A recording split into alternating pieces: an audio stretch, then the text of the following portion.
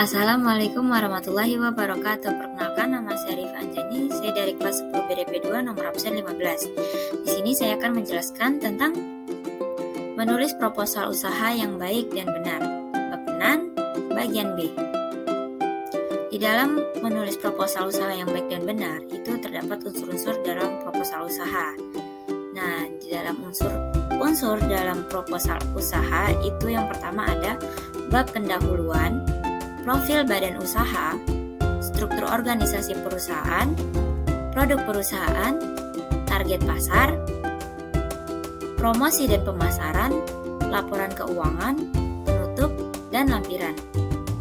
Di sini saya akan menjelaskan masing-masing unsur dalam proposal usaha. Yang pertama itu ada bab pendahuluan. Di dalam bab pendahuluan itu terdapat perkenalan yang menguraikan latar belakang dari usaha Anda. Yang kedua terdapat visi usaha Anda. Yang ketiga terdapat misi usaha Anda. Yang keempat terdapat gambaran usaha yang akan Anda jalankan. Dan yang kelima terdapat bagaimana keadaan pasar Anda saat ini. Kemudian yang kedua ada profil badan usaha. Profil badan usaha itu terbagi menjadi 3. Yang pertama itu ada jenis usaha. Jenis usaha menjelaskan tentang jenis usaha seperti apa yang ingin Anda jalankan dengan singkat. Yang kedua ada nama perusahaan. Nama perusahaan itu menjelaskan tentang branded yang akan diingat oleh pelanggan Anda.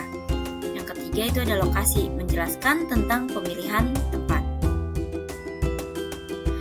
Kemudian ada struktur organisasi perusahaan. Nah, struktur organisasi perusahaan itu menjelaskan tentang struktur organisasi masing-masing. Contohnya seperti apakah Anda ingin berdiri sendiri atau ingin membentuk satu sistem yang membuat perusahaan Anda berjalan dengan satu sistem kerjasama antara owner dengan karyawan.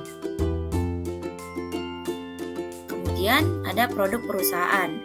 Nah, di dalam produk perusahaan ini tuh terbagi menjadi 3 juga. Yang pertama itu ada jenis produk. Nah, jenis produk menjelaskan tentang nyawa bisnis. Contohnya seperti jika Anda tidak mempunyai produk yang Anda jual, maka Anda jelas tidak dapat menjalankan bisnis tersebut. Yang kedua ada pembuatan produk. Pembuatan produk menjelaskan tentang bagaimana cara pembuatan produk Anda. Yang ketiga ada keunggulan produk. Nah, keunggulan produk ini tuh menjelaskan tentang keunggulan atau keunikan dari produk sampai nilai plus dari produk Anda. Ada target pasar. Di dalam target pasar itu menjelaskan tentang siapa sih yang Anda jadikan target pasar Anda, seperti warga di daerah mana dan umur berapa serta di kalangan yang mana. Kemudian ada promosi dan pemasaran. Nah, ini tuh menjelaskan tentang strategi pemasaran yang Anda lakukan dan promosinya. Kemudian ada laporan keuangan. Di dalam laporan keuangan itu ada 3 nih, terbagi menjadi 3 maksud saya. Yang pertama itu ada alokasi dana. Yang pertama itu menjelaskan tentang rancangan kebutuhan dana dan pengeluaran dana yang akan Anda gunakan untuk usaha Anda. Yang kedua perhitungan laba. Perhitungan laba itu menjelaskan tentang laba rugi, ancaman resiko dengan perhitungan secara logis dan realistis. Kemudian yang ketiga itu ada perhitungan bagi hasil. Nah, ini tuh menjelaskan tentang bagaimana Anda menentukan rasio bagi hasil tergantung dari resiko usaha. Kemudian ada penutup. Nah, penutup itu biasanya menjelaskan tentang kata-kata terakhir Anda untuk meyakinkan investor pada Anda untuk mengetuk hati investor Anda agar lebih tertarik dan doa serta dan harapan Anda atas proposal yang Anda ajukan, dan juga untuk mengucapkan terima kasih atas kesediaannya membaca proposal Anda. Nah, yang terakhir itu ada lampiran. Nah, lampiran itu menjelaskan tentang biodata pemilik usaha, surat perjanjian, surat izin usaha, serta sertifikat usaha dan kepelatihan. Nah, kemudian yang kedua itu materi yang kedua yaitu ada contoh proposal usaha.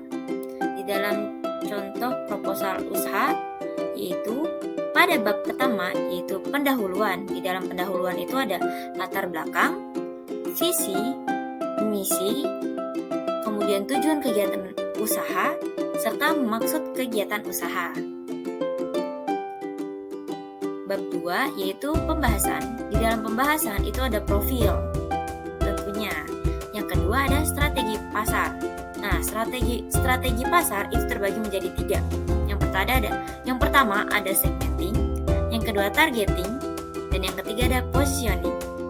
Nah, bagian ketiga nih ada analisis SWOT sebagai kelayakan usaha. SWOT itu apa sih?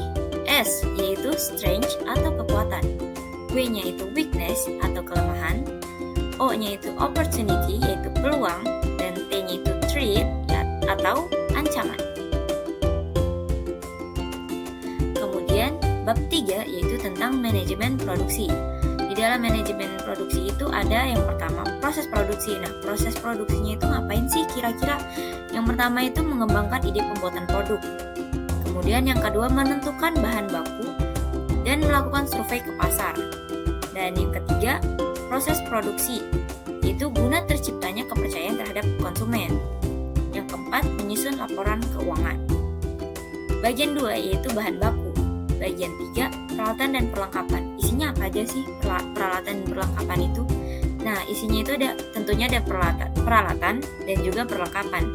Yang ketiga itu ada biaya lain-lain, dan yang keempat itu ada cara pembuatan.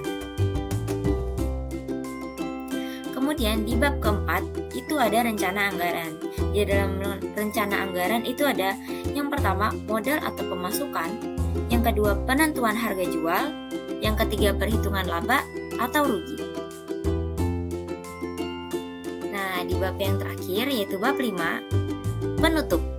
Di dalam penutup itu ada apa aja sih? Tentunya di dalam penutup itu selalu ada kesimpulan dan juga syarat. Oke. Mungkin segini saja penjelasan materi dari saya dari bab 6 bagian B. Bila ada kata-kata yang kurang berkenan mohon dimaafkan. Kurang lebihnya mohon maaf. Wassalamualaikum warahmatullahi wabarakatuh.